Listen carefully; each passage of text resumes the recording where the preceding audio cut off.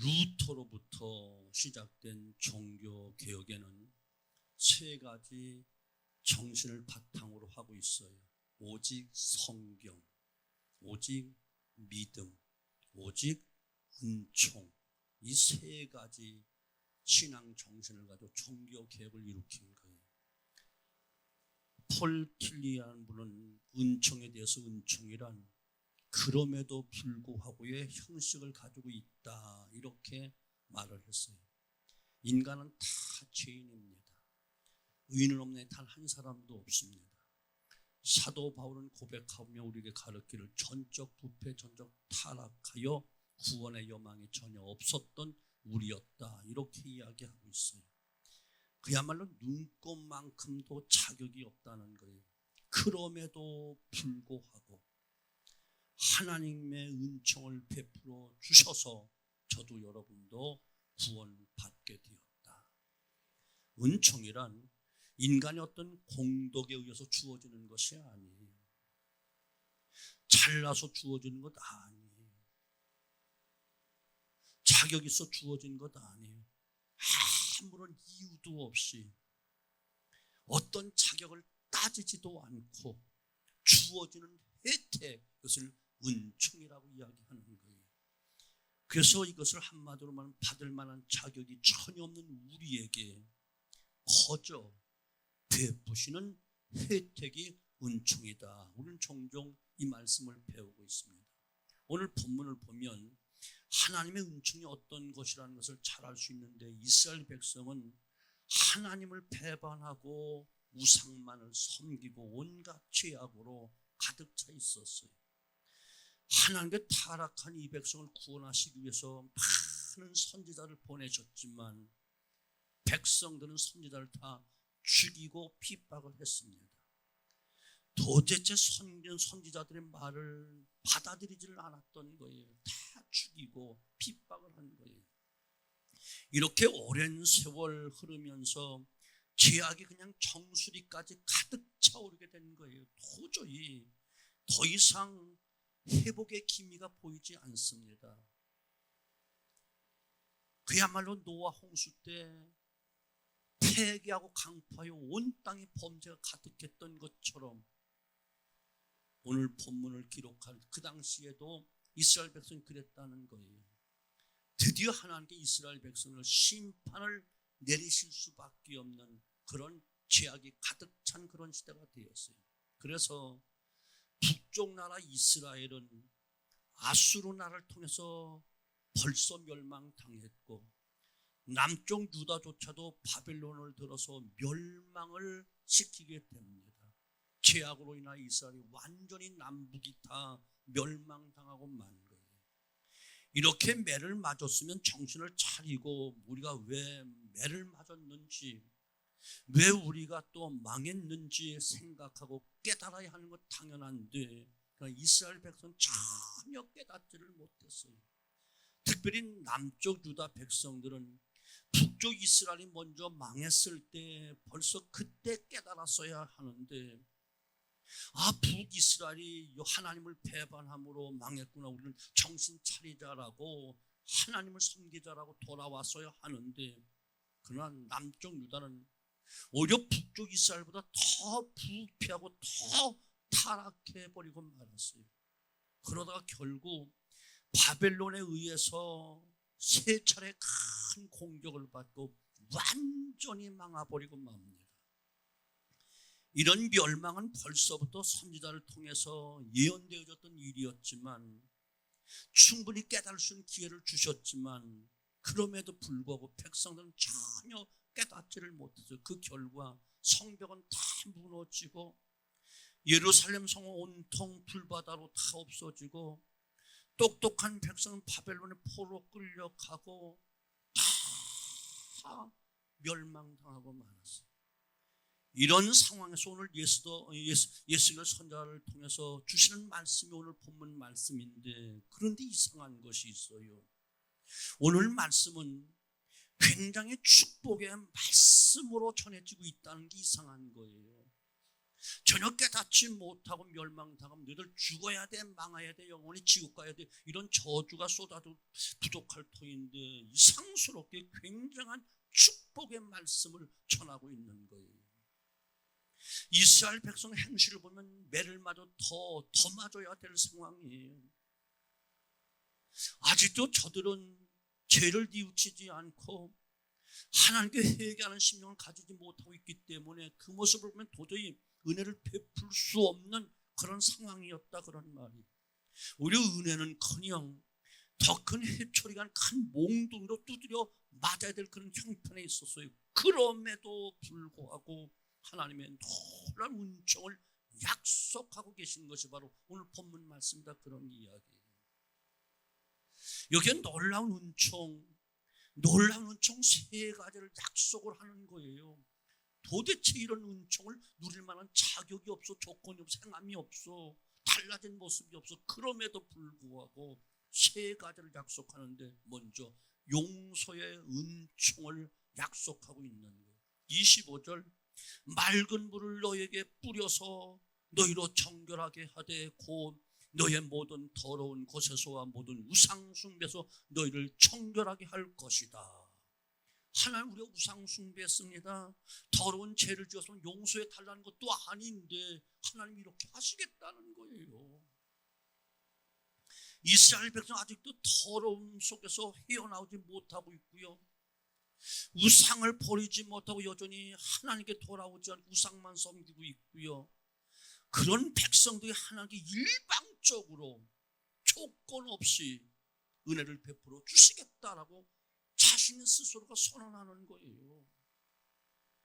내가 맑은 물로 너에게 뿌리겠다. 그래서 너희로 정결하게 하여 더러움과 우상에서 깨끗하게 해주겠다라고 약속하시는 거예요. 맑은 물을 뿌리겠다고 했는데 여기서 물은 죄를 깨끗하게 하시고 용서하시겠다는 것을 의미하고 있는 그런 내용이거든요. 구약시대에서는 정결하게 하는 의식에 물을 뿌렸던 의식이 여러 차례 기록되어 있는데 신약에 와서는 물을 뿌린다는 것은 곧 물 세례를 예표하고 있기 때문에 그런 거예요.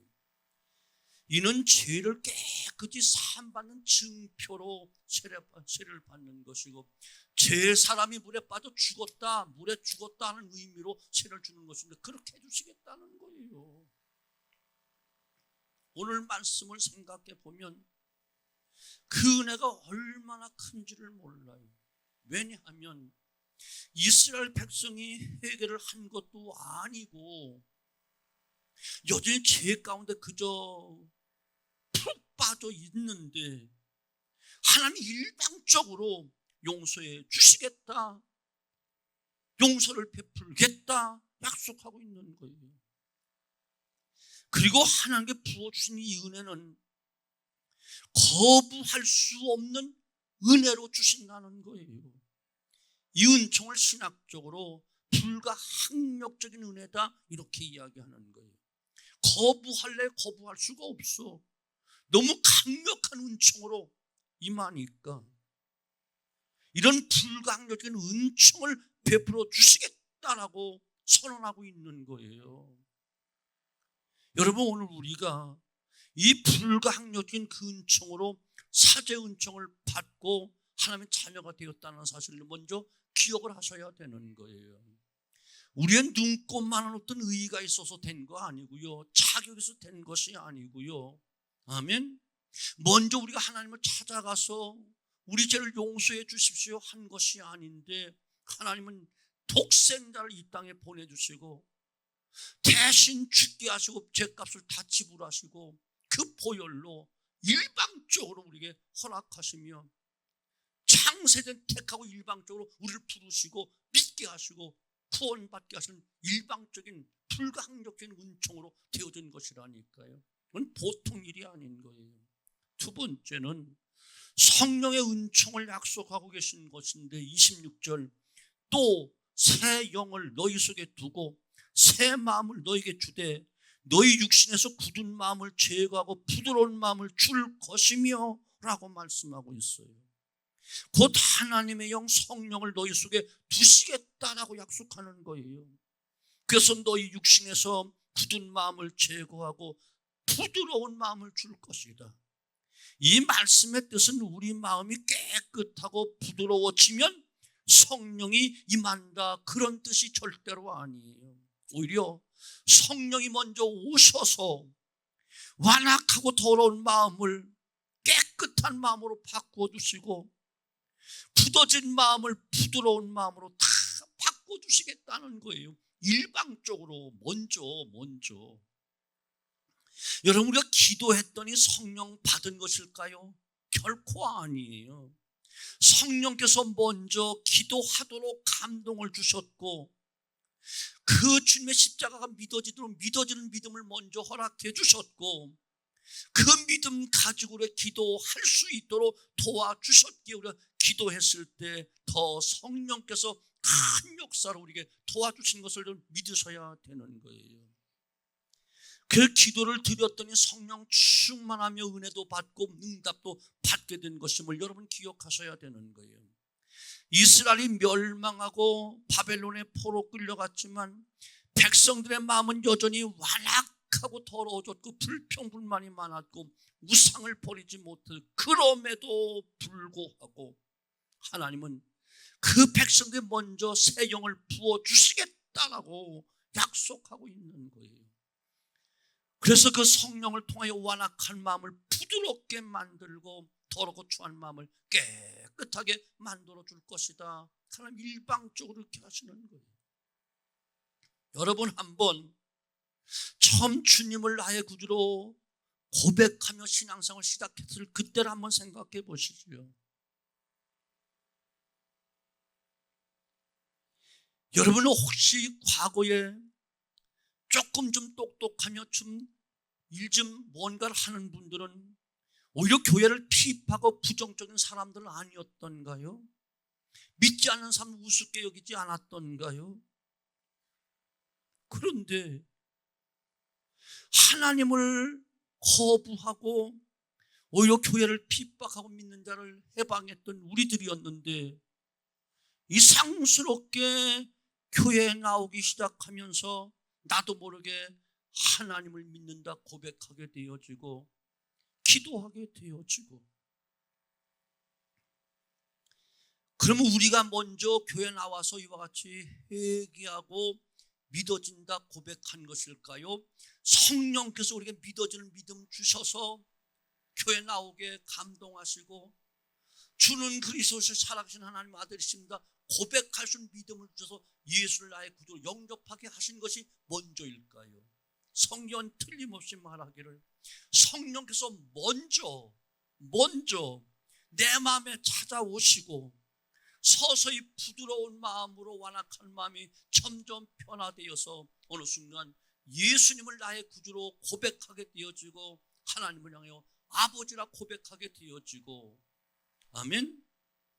그 결과 우리는 하나님의 놀라운 백성이 되고 자녀가 되는 큰 은혜를 받았으니 고린도서 12장 3절 성령으로 말미암지 않고는 주를 주라고 시인할 자가 없느니라 이렇게 말씀하고 있는 거예요.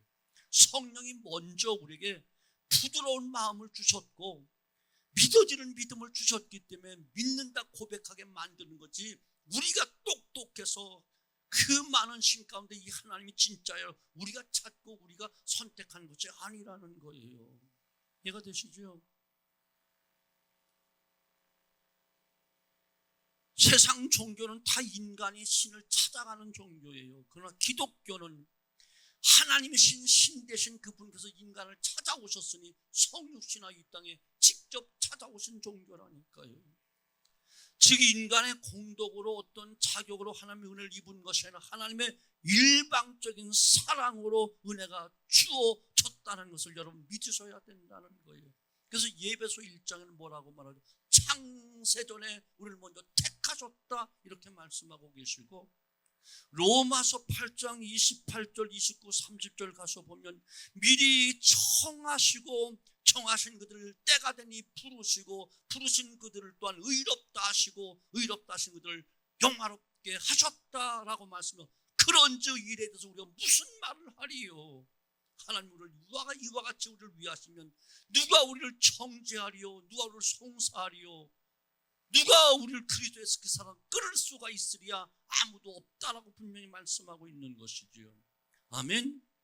이와 같이 본문에서도 하나님 완악하기 짝이 없는 이스라엘 백성들의 새 영을 부어주시겠다 말씀하시고 일방적으로 선언하는 놀라운 축복을 주시고 있다는 거예요. 이스라엘 백성을 먼저 성령을 보내주세요, 내 마음을 부드럽게 해주세요, 고쳐도 한 적이 없다는 거예요. 그런데 새 영을 부어주겠다라고 말씀하시고 완악하고 굳어진 너희 마음을 내가 다 부드럽게 할 것이다, 더럽고 추한 너를 다 내가 씻어줄 것이다. 하나님 일방적으로 선택하라. 아멘. 세 번째는 성화의 은총을 약속하고 있는 거. 27절, 또 내 영을 너희 속에 두어 너희로 내 율례를 행하게 하리니 너희가 내 규례를 지켜 행할지라. 하나님 이스라엘 백성들에게 성령을 일방적으로 부어주신 까닭은 너희로 내 율례를 행하게 하시려고, 하나님 율법을 행하는 백성으로 삼으시려고 성령을 부어주시겠다는 거예요. 다시 말하면 아직까지 너희가 내 율례를 행하지 않고 있으나 내가 너에게 성령을 부어주면 마음의 변화를 받아서 하나님의 말씀을 준행하는 백성이 될 것이야. 그 결과는 축복으로 이어지는 거잖아요. 이 말은 한마디로 저와 여러분 하여금 성화되어진 모든 삶으로 하나님이 이끌어 가신다는 거예요. 이끌어 가신다는 거예요. 성화란 점점 예수의 모습을 닮아가는 것을 이야기하는데 그 성화는 계속해 진행되는 것이에요. 언제까지? 예수의 장수한 분량에까지 자라간다, 하나님의 형상이 회복되기까지 우리는 변화되어야 된다, 이것을 이야기하는 것을 성화 구원이라고 이야기하는데 성령이 이것을 하시게 하신다는 거예요. 아멘.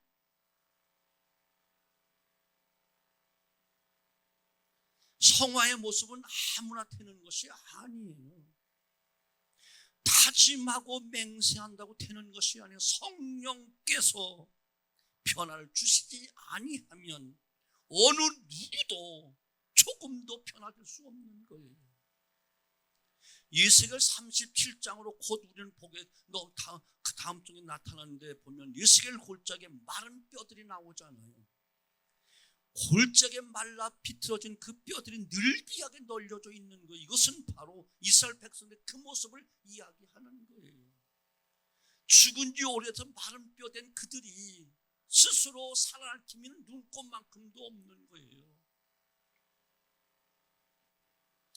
죽은 자는 소망도 없고 빛도 없어요. 가망성이 조금도 없어요. 스스로 살 어떤 가능성도 전혀 없어요. 마른 뼈들이 있는 것을 보아 죽은 지도 아주 오래되었음을 이야기하는 거예요.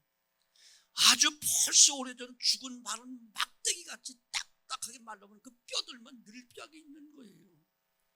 예수겔 골짜기의 마른 뼈 환상을 본 바벨론으로 포로된 지 10년 정도 됐을 때 예수겔이 환상을 본 거예요.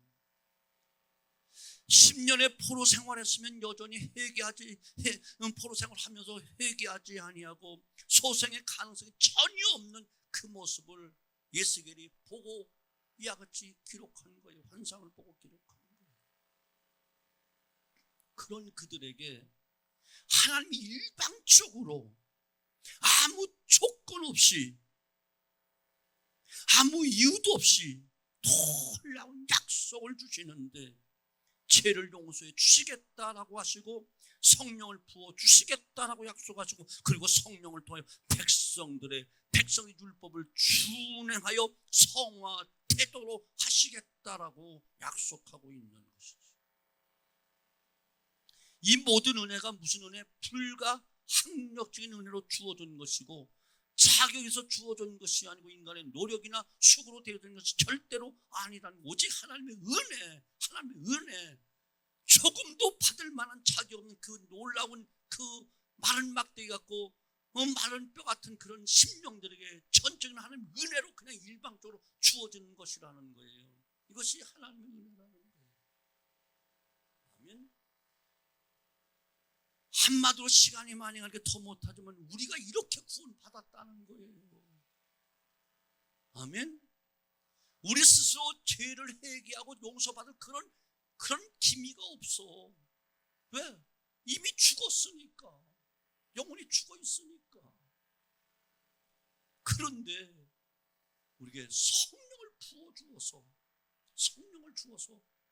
죽은 영혼 거듭나게 하시고 살려주시고 아바 아빠라 부르짖게 하시고 은혜를 사모하게 하시며 성령의 인도함 따라 우리는 지금 성화 구원을 이루어가고 있으니 모든 것이 다 하나님의 은혜라는 거예요. 불가항력적인 은혜. 아멘. 그 오늘 31절 가서 보면 그때에라는 말이 있어요. 그때는 하나님이 값없이 용서해 주시고 값없이 성령을 주시고 값없이 성화의 은총을 베푸실 때를 이야기하는데 그때에 너희가 너희 악한 길과 너희 좋지 못한 행위를 기억하고 너희 모든 죄악과 가증한 일로 말미암아 스스로 믿게 보리라. 이제 그 은혜 속에 이제 용서받고 성령의 도움받아 말씀으로 인도하고 성화되다 보니까 옛날 행했던 것이 참 너무 싫어지고 미워지게 된다는 거예요. 이제 조금 눈을 뜨게 됐다는 거예요. 이해가 되시죠? 오늘 우리가 그 상태라고. 왜 굉장히 거룩한 것 깨끗한 것 같아도 성령이 오셔서 우리 죄를 깨닫게 하시고 용서해 주시고 성화시켜 나아가니까 이제야 옛날 행했던 그 더러운 우상 숭배가 더러운 죄악들이 믿게 보여줘. 내 영혼을 망쳤으니까 내 신세를 망쳤으니까 내 삶을 망치는 죄악이었으면 이제 조금 부벼지는 거야. 전에는 그것이 즐거웠는데. 이해가 되시죠? 아멘. 바로 그때 너희가 너희 악한 길과 너희 좋지 못한 행위를 기억하고 너희 모든 죄악과 가증한 일로 말미암아 믿게 보리라. 31절 이렇게 이야기해요. 하나님의 은총을 값없이 받고 나서 너희가 죄악을 깨닫게 되었다는 거예요. 하나님의 회개하게 되었다는 거예요. 맞아요. 우리가 먼저 한 것이 아니고 하나님의 은혜가, 불강력적인 은혜가 너무너무 딱딱하고 너무나도 말라 비틀어지는 강력한 그 은혜가 임했기 때문에 우리가 회개도 하고 지금 성령의 이끌림 받고 이 시간도 이 자리에 나온 거라니까. 이게 우리 공로나 자격은 남보다 착하고 선해서가 아니야. 강권적인 성령의 역사야. 불가항력적인 역사라니까. 아멘. 얼마나 감사한지 몰라요. 자, 그러면 우리는 모든 하나님의 은혜가 값없이 주어진 것이라는 것을 배웠어요. 그러면 하나님의 은혜는 가만히 있어도 불가항력적인 은혜로 임하니까 우리는 가만히 있어야 되는가? 이제 조금 깨달았으면, 죽은 영이 살아났으면, 안 보이는 것이 보여지면, 전에 느끼지 못했던 하나님의 은혜가 조금 느껴지면 가만히 있어도 되는 것이 아니다. 37절에 아주 중요한 말씀이 나와요. 37절 다 같이 볼까요? 시작. 주 여호와께서 이같이 말씀하셨습니다.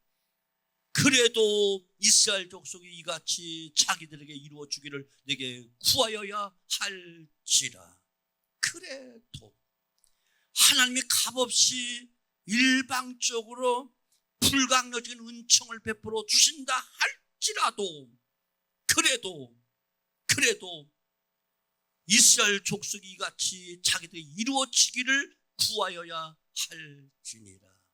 그래서 우리가 지금 시간 나와 있는 이유가 바로 그래도 기도하기 위해서 나온 거예요. 아멘. 하나님, 지금까지 원죄와 자범죄 다 용서해 준 사죄 은총 주셨습니다. 감사합니다. 앞으로 죄악 세상 살기 때문에 하나님의 은혜가 필요하고 계속해서 사죄 은총이 필요합니다. 기도해야 된다는 것이고, 성령의 강권적인 역사로 나를 지켜주시고 구원해 주시고 의의 길로 인도해 주시고 하나님 말씀 쪽으로 가르쳐주고 보혜 성령과 나를 지도해 주시니 여기서 끝나지 말고 계속해서 나를 지도해 주세요. 가르쳐 주세요. 공급해 주세요. 알려주세요. 깨닫게 해주세요. 뉘우치게 해주세요. 회개케 해주세요. 그래도 기도해야 된다는 것이고,